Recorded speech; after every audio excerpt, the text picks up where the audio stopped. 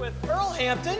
This guy, he's a retired railroad guy, and with the excitement with the streetcar, this guy knows everything about streetcars. He literally wrote the books, plural, on streetcars. So I'm really excited to talk about Rampart and see everything that's, with your take on everything that's going on up there. We're here at St. Rock, we cannot wait for the street. That's something we talk about every day. We can't wait for Rampart to get fixed. We can't wait for the streetcar to come. So we're just super excited about that streetcar. You've got an update for us. When have you heard? What's the latest on when? Kevin, thanks for having me. First sure. off. Oh, sure. I'm very happy. I was just diving right into the streetcar because I'm so excited about is there a light at the end of the tunnel? Yeah, there is a light at the end of the tunnel. I've just recently contacted my friend at the RTA to get an update as to when they expect the line to be open, and it's September 4th. September 4th. Now I don't know when Labor Day is, but it's got to be close to Labor Day weekend. I would think so. Yeah, I would think so. Yeah. But I'm excited. The tracks are all in. The wires are all in. I imagine you'll start seeing cars on the line being tested at some point. Oh, they just got to pave the street and clean up, basically, Man, but that's another month. Yeah.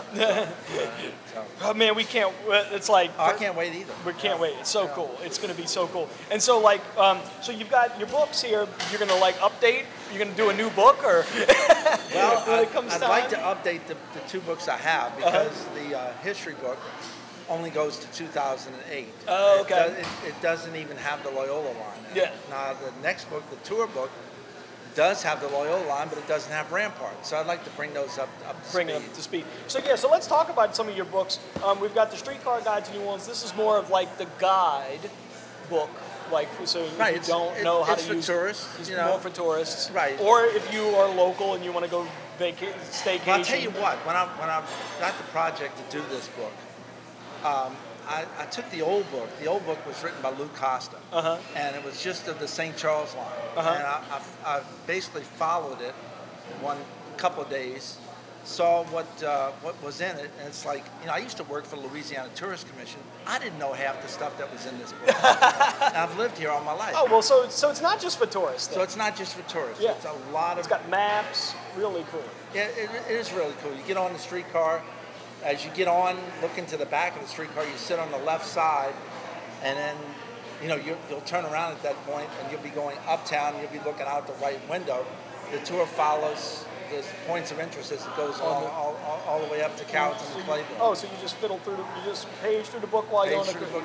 Super cool. Yeah. And so you originally got interested in streetcars from my mother. From your mother. My mother bought me a copy of this book, Streetcars of New Orleans, by Louis Hennig. Louis Hennig. This is not your book. This is Louis Hennig, written in the '60s. Right. So it's before they tore up Canal and all the that. Original Canal line. Original Canal line stuff. And so then you just super into the streetcars, and then you wrote this book here, Streetcars of New Orleans. Basically, I picked up where he left off. You picked up where he left off. 1964. So it goes from. Yeah. Ends in 1964. You picked up where he left off. I picked up where he left off. That's when I became interested. I used to ride the old canal line. I loved the old cars and the noise they used to make on Canal Street. But anyway, they took the old canal line off, and I started documenting things, photographing things, streetcar events, and basically kept a log as to what happened from '64 up till even today. I do the same. And then so I have to plug myself because you actually use some of my photography in your book, which is so. Before I got into coffee, I used to do photography. You've got a great shot in my book of a blue car going through the blue streetcar, man. That is one of my. That was the coolest thing. That is they painted it one time to test one something. time they wanted to see if they wanted to do streetcars of different colors. And they painted the streetcar blue, and I've got the one picture of it that seems to be in existence. So everybody that does streetcar books like my blue streetcar. Yeah, exactly. I think Mayor Nagin wanted to have blue streetcars on the river, red on the canal. Yeah. And the car. The actual Why car didn't that work? I think the RTA just doesn't want to keep that much paint around. Oh, in different colored paint. They don't like to keep the inventory. Yeah. But anyway, it was a great idea. They had the one car, the 461, was at Carrollton Barn when Katrina hit. Oh, okay. All right, so it survived. The other ones did. Okay. So as soon as they had enough manpower, they put it back into service, and that's why it came out on the riverfront. Came out on the riverfront Right, blue. exactly. That's so cool. And then, so you've also got some, like, there's definitely, like, I don't want to say, obviously I'm photographing streetcars. I'm a big streetcar guy. I think streetcars really help neighborhoods, and it brings a historical context back, because streetcars were up and down St. Claude and Rampart prior to 1949. So I mean, this is something that's a long time. That's pre-me. Pre-you. But that's still great. That, I mean, like, it just brings a historical context back. Tourists love it, locals love them. They're just, I mean, you wouldn't imagine San Francisco without their streetcars.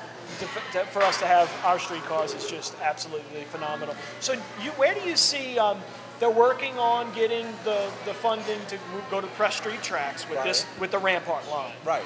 And then where do you see that line going? I'd like to see it go all the way to Arabic.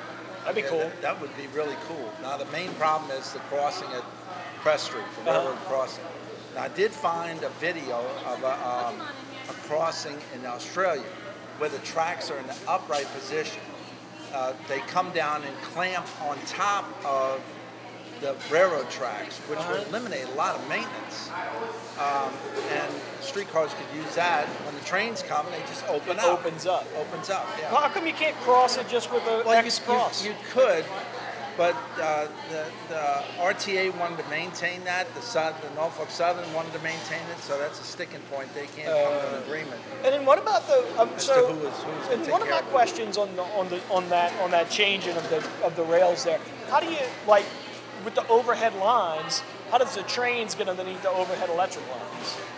I'm not sure what the height is exactly, but there is would fit underneath. Yeah, because you have trains that have double stack container cars. Those are like 20 feet high.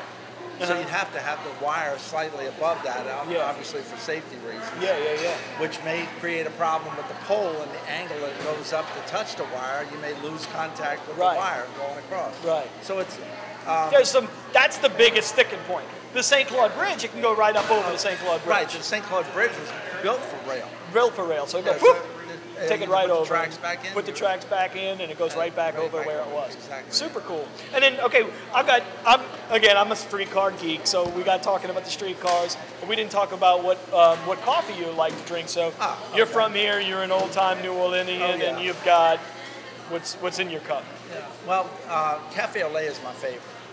I like coffee and That's so no surprise. No surprise. I grew up drinking Union coffee. Oh yeah. And they're still around. They're still around. I don't drink that anymore. But I love Cafe Au Lait. Yeah. And I'm happy to be home. I just came back from Spain. Oh, cool. And you couldn't get a decent cup of coffee in Spain, so I'm glad to be back. And get a good cup of coffee and chicory. And this is good stuff, folks.